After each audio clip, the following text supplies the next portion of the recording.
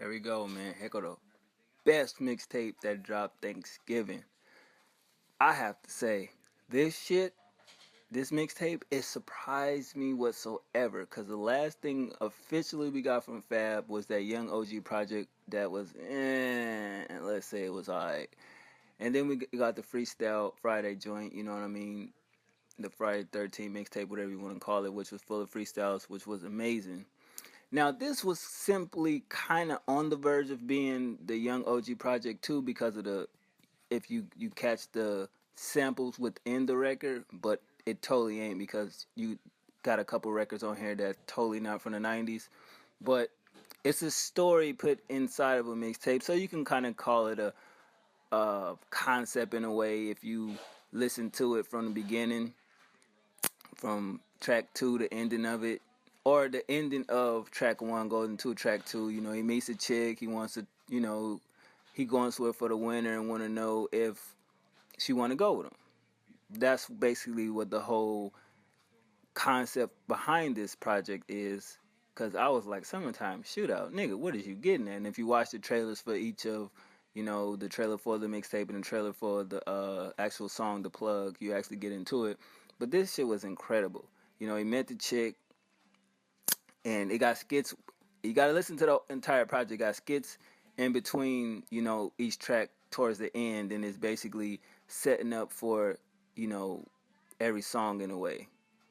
And I was like, wow, that's pretty dope. The production, it's different and it's good. Now, the only gripe I have is the Tell Your Friends joint, which is actually not Fab's song. So in a sense, it's the Weeknd song, but how he rapped around the hook and then let the way he got into the Weeknd verse was just dope. But let's open it up with For the Summer. That's one of my favorite tracks.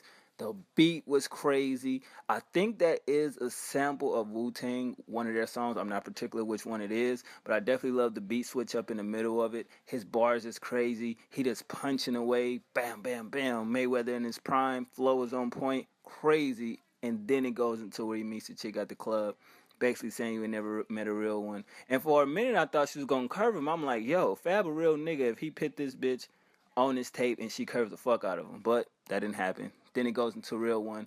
Definitely like the hook.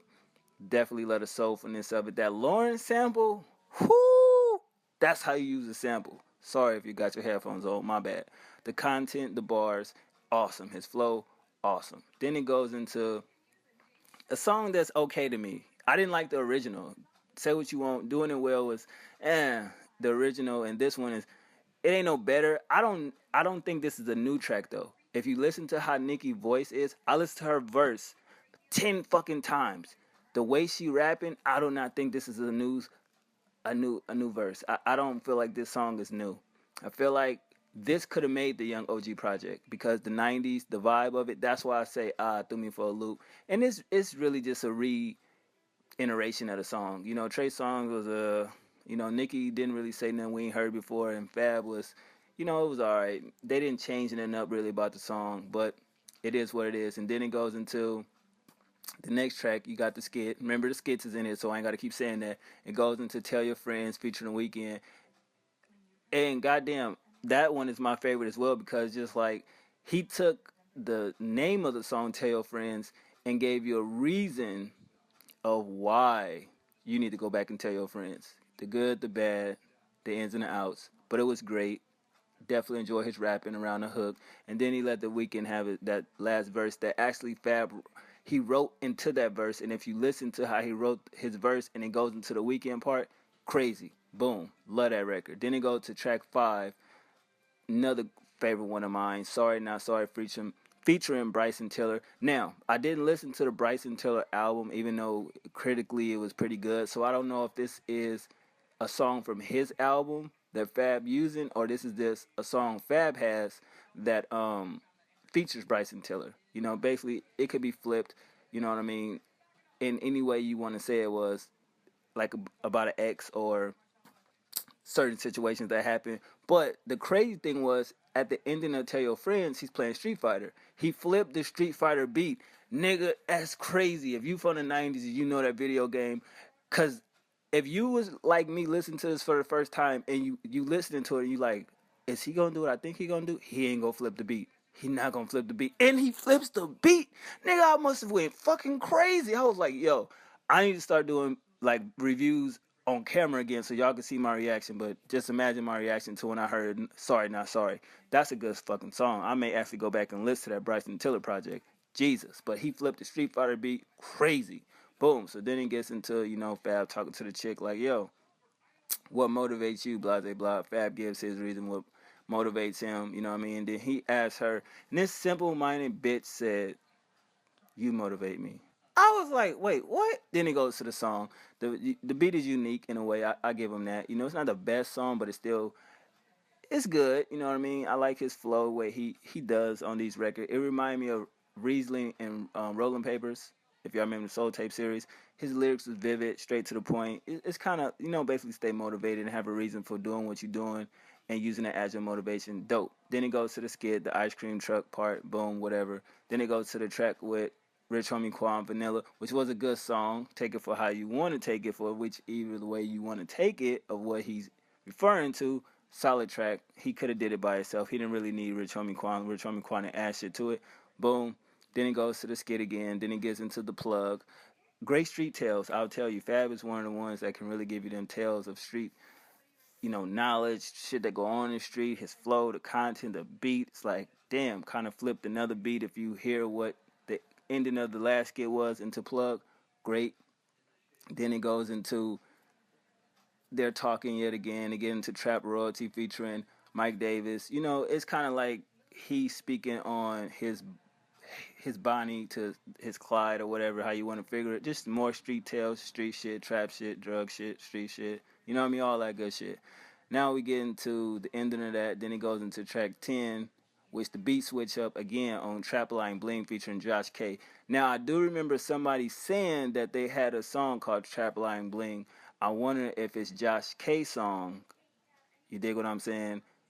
And Fab rapped around that production. Or did Fab just take the beat, rap on it, and keep his verse or whatever? But I fuck with this version. It's a hood tail version. No disrespect to Drake. I just didn't like that version of it.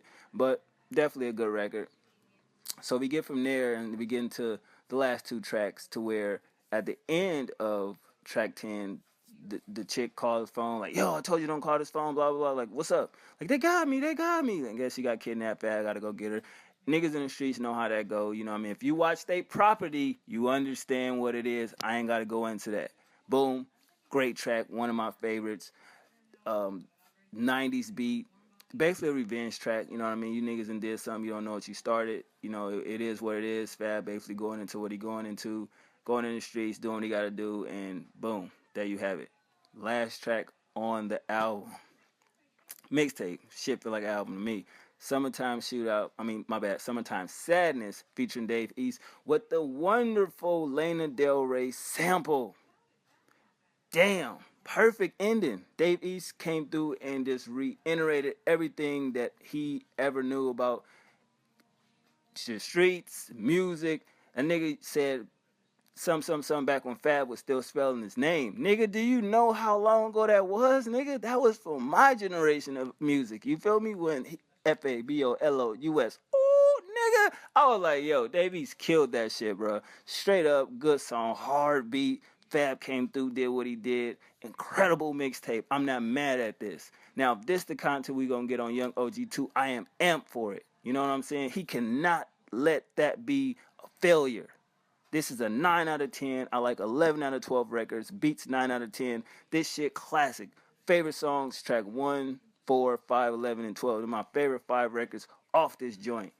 I dare anybody to debate and say what mixtape is better than this. Yes, this is better than Lil Wayne's No Ceilings 2. Didn't I tell y'all that? I said that shit. I don't even bring Rick Ross into it.